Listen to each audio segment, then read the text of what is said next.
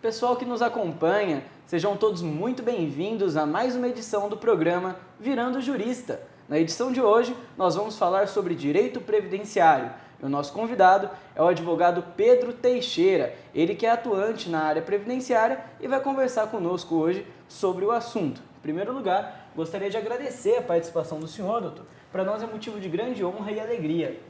Obrigado, João. Para mim também é um motivo de alegria, é uma satisfação imensa estar aqui com vocês e tentando esclarecer algumas dúvidas na área jurídica do ramo do direito previdenciário, correto? Com certeza. Eu gostaria de começar perguntando o que é o direito previdenciário no modo geral, no sentido amplo. João, vamos lá. O direito previdenciário, ele é uma ramificação do direito público, porém ele é autônomo. Por quê? Ele tem lei própria, específica. O direito previdenciário, João, ele nasceu para poder regulamentar os benefícios da Previdência Social, entendeu? Isso vai lá desde a Constituição, que nós vamos abordar aí mais para frente, mas o direito previdenciário em si, ele vem regulamentar os benefícios que são administrados pela Previdência Social. Correto? Com certeza. Bom, o senhor citou agora, no fim, a Previdência Social. A gente perguntou o que era o direito previdenciário, o que é a Previdência? Vamos lá, João. Para a gente poder entender um pouquinho de Previdência Social, a gente tem que saber entender o que é Seguridade Social. A Previdência, ela está em um dos três pilares que nós chamamos de saúde, Previdência Social e assistência social.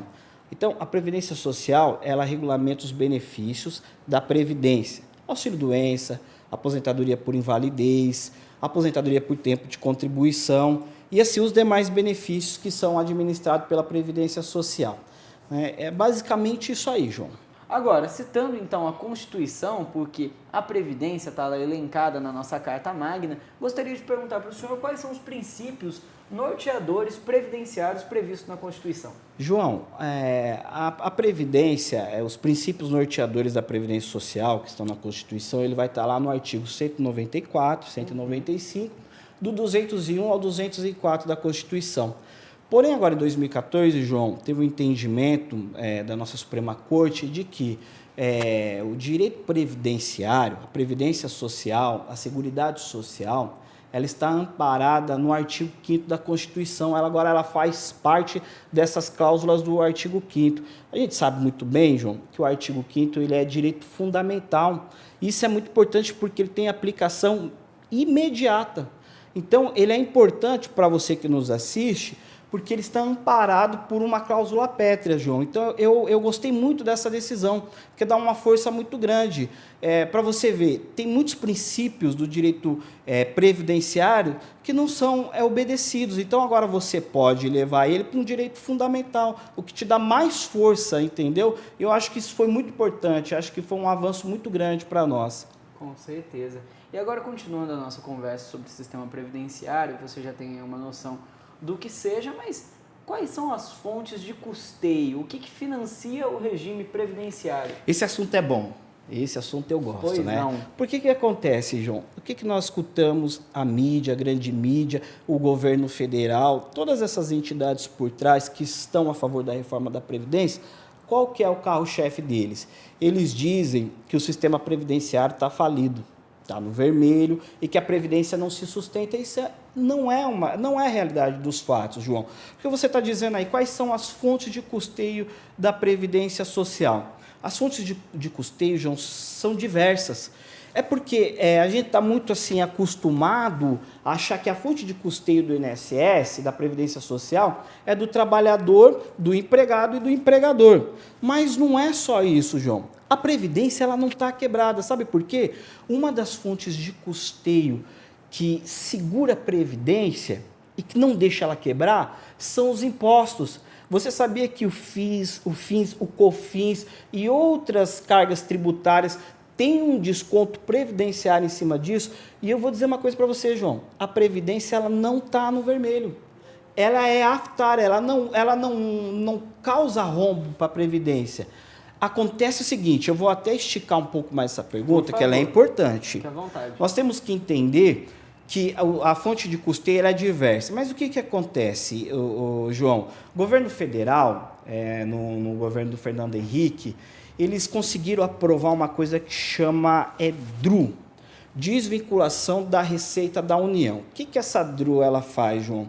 Ela entra lá na assistência social, como eu disse para você, fonte de custeio da Previdência, ela vai para assistência social, que é dividida entre saúde, previdência social e assistência social. Então, se você pegar a carga tributária do nosso país, cerca de 12 a 30% dessa carga tributária é destinada à assistência social. É muito dinheiro, João. É muito dinheiro. Mas o que acontece? A DRU, que é a desvinculação da Receita da União, ela permite que o governo federal ele entre nessa receita da Previdência, da Seguridade Social, retire o quanto ele quer dali e aplique naquilo que bem entender, que o governo federal bem entender. É claro, João, que se tiver essa retirada em massa como é feito, a Previdência Social, claro, vai estar no vermelho. Por quê? Por causa da DRU. Agora, desde que a DRU não exista, a Previdência Social ela se sustenta. É claro que depois nós vamos falar sobre reforma. Precisa ter uma reforma? Precisa, mas o carro-chefe não é isso daí. Tá? A base não é essa de que a Previdência está quebrada. Muito pelo contrário, ela tem a fonte de custeio de quem trabalha, ela tem a fonte de custeio dos impostos, que é muito alto. No final dá assim, um valor exorbitante. Você vê que ele é dividido na saúde, na seguridade e na previdência, e sobra dinheiro. Tanto é que o governo federal vai lá e retira por conta da DRU, entendeu? Então é importante dizer isso daí. A previdência ela não está quebrada, entendeu, João? Isso aí depois a gente fala sobre isso aí, né? A gente conversa, olha só que interessantes as colocações aqui colocadas. E nós falamos então das fontes de custeio da Previdência. Por outro lado, e o contribuinte? Quais são os benefícios ao contribuinte de prestar aí esse tributo à Previdência? É um tributo? Então, João, chega a ser um tributo, correto? Que nem eu falei para você que tem as fontes de custeio, que são os tributos, FINS, COFINS, e tem outros mais que eles são destinados para a Previdência, grande parte, fora as contribuições de quem está na ativa, dos trabalhadores, entendeu, João? Mas eu acho que a pergunta aí, os contribuintes não, os segurados da Previdência. Uhum. O que traz de benefício para os segurados? Porque você é um segurado, eu sou um segurado. Desde que eu exerça uma atividade remunerada e ela seja lista, eu me torno um segurado da Previdência Social. O que ela traz de benefício para mim? É muito importante, viu, João? Tem gente que não paga o seu INSS, seria muito importante você pagar. Por quê? Numa eventualidade, num caso fortuito, João, que aquele trabalhador, aquele indivíduo, venha num momento se encontrar incapaz para o trabalho, ele pode acionar a Previdência Social e requerer um benefício enquanto a incapacidade dele persistir. Então você veja que é muito importante. Quando a gente falou lá da Previdência Social, o que a Previdência Social ela faz, que é regulamentar os benefícios da Previdência, dizer de que maneira eles são concedidos e por quem vai ser administrado, é muito importante que você seja um contribuinte da Previdência Social. Porque quando acontecer qualquer problema, uma eventualidade, imagina uma moça que está grávida, ela vai necessitar do salário maternidade, então os benefícios são muito, viu, João? É importante que você que está nos assistindo entenda que a Previdência Social é como um seguro. Quando você precisa, você aciona o seguro do carro. É a mesma coisa a Previdência Social, guardadas as proporções. Olha só que interessante aí, guardadas essas proporções, que eu gostaria de perguntar aqui as diferenças entre o regime geral da Previdência, o regime complementar e o que é posto aos servidores públicos. Isso, João, precisamos entender. O regime geral, João, nada mais é do que aquele que é seletista, entendeu? Aquele que é funcionário público, mas não tem um regime específico, então aplica-se as regras da CLT nele, entendeu? Então ele vai ser um segurado, vai fazer parte da Previdência do regime geral. Você que é contribuinte facultativo, autônomo, você é a Previdência Social, regime geral. Você falou aí quais são as diferenças, né? Nós temos os regimes específicos, João, regimes próprios. Exemplo, delegado de polícia, os juízes, promotores, eles têm um regime próprio. Exemplo, no regime deles, possa ser que diga, você trabalhará 28 anos, 30 anos e você se aposentará, diferente do regime geral, que você precisa ter um tempo que é geral para todo mundo. Então, o específico é isso, ele vem regulamentar algumas categorias e profissões e dizer para aquela profissão, aquele trabalhador, de que forma ele vai adquirir os benefícios do seu regime próprio, entendeu? Isso é muito aplicado para quem é funcionário público.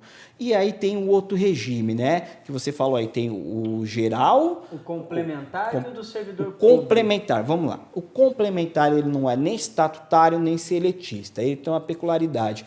Ele vem complementar um regime. Um exemplo, nós que somos advogados, nós temos o nosso regime de previdência nossa mesmo dos advogados. Essa é uma previdência complementar. É para algumas categorias, como associações, que você se associa àqueles fundos de pensões que você contribui para fazer uma retirada ou no tempo futuro, ou essa retirada ela é programada. Então, esse é um regime diferenciado dos demais. Muito bem, olha só que interessante aí as colocações. É importante você saber as diferenças entre os regimes previdenciários. Já com esses esclarecimentos, indo ao fim da nossa entrevista, temos as perguntas, no caso a pergunta do acadêmico, que é o Fábio de Godoy Furtado.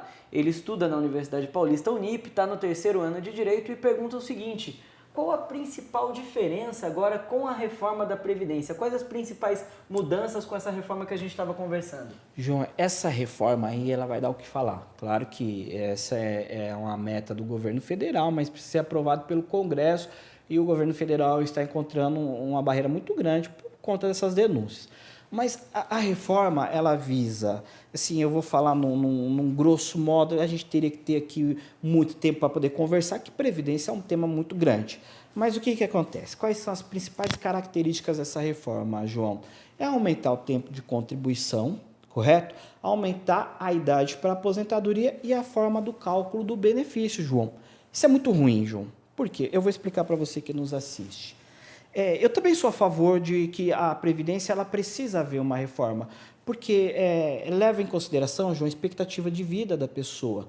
Então, se a gente voltar lá para 40 anos atrás, 50 anos atrás, a expectativa de vida era entendeu? Era uma realidade que eles viviam.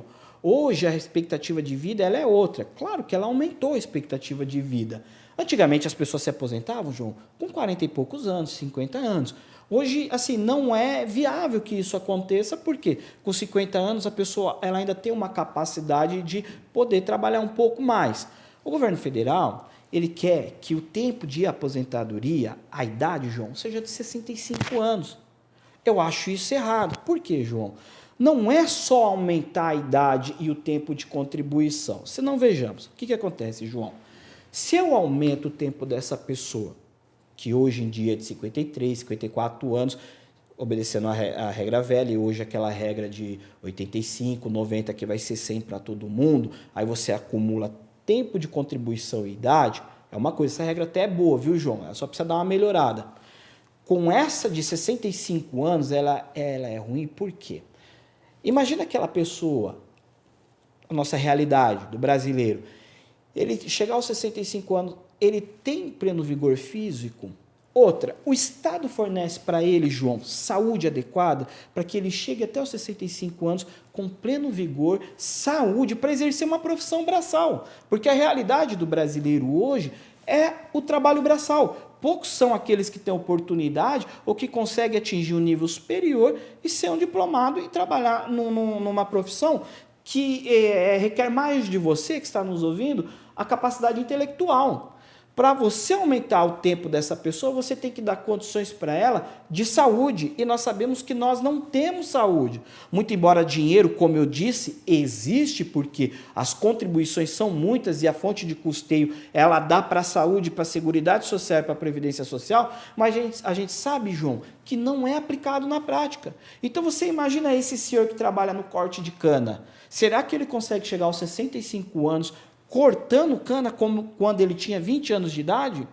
Sabe o que vai acontecer? O governo federal não está se atentando para isso. As pessoas não vão mais se aposentar por tempo de serviço, não vão mais se aposentar por contribuição ou por idade, elas vão se aposentar por invalidez. Porque ninguém vai conseguir chegar aos 65 anos ou quase ninguém com pleno vigor físico. E aí nós temos grande incidência de doenças a partir dos 60 anos. A partir dos 50 anos já tem o homem com problema da pressão alta, entendeu? A mulher, hoje em dia, o câncer, que é uma doença que está se espalhando grandemente. Então, João, essa pessoa não tem capacidade física de chegar aos 65 anos. Isso eu acho que o governo federal deveria rever, porque as pessoas vão começar a se aposentar por benefício de incapacidade, porque elas não vão conseguir mais ter o tempo de contribuição, mas vão estar doentes em cima de uma cama e vão acionar muito mais a Previdência do que hoje em dia. Então, João, isso é um ponto importante. E a forma de cálculo é uma forma muito ruim, viu, João? Desculpa até estar alongando isso daí. De modo algum, fica à vontade. Mas o trabalhador ele é muito penalizado, porque quando ele se aposenta hoje, ele precisa ter na somatória aí, vai chegar, ele vai ter que ter tempo de contribuição. O regime hoje em dia. Mais idade, tem que bater 100 anos, João. O que acontece? Para pegar 100% do salário, precisa disso. Se ela se aposentar antes, ela necessita de um cálculo previdenciário que inclui o fator previdenciário. Então, essa pessoa ela contribui. Na hora de fazer a somatória do cálculo, quando incide o fator previdenciário, a aposentadoria, pasmem, chega a cair a mais de 40%, 50%. Como essa pessoa ela vai viver, João? Essa é a pergunta que nós temos que nos fazer, entendeu? E deve ser feita para o governo federal. Tem que saber como é que vai fazer com isso daí. Então, essa pergunta é muito importante, porque não é só previdência, ela vai para o aspecto social. Com certeza. E tudo isso precisa ser considerado, levado em conta quando aí o legislador for aplicar, for adotar certas medidas para a nossa população. Espero que essa entrevista tenha ajudado a esclarecer o pensamento de vocês. Gostaria de agradecer. Obrigado, João, pela oportunidade. A oportunidade é nossa. A gente é que agradece a participação do senhor. Mais informações com relação ao advogado Pedro Teixeira você encontra aqui na descrição do vídeo. Não esqueça de deixar o seu like e se inscrever no canal. A gente fica por aqui e até a próxima.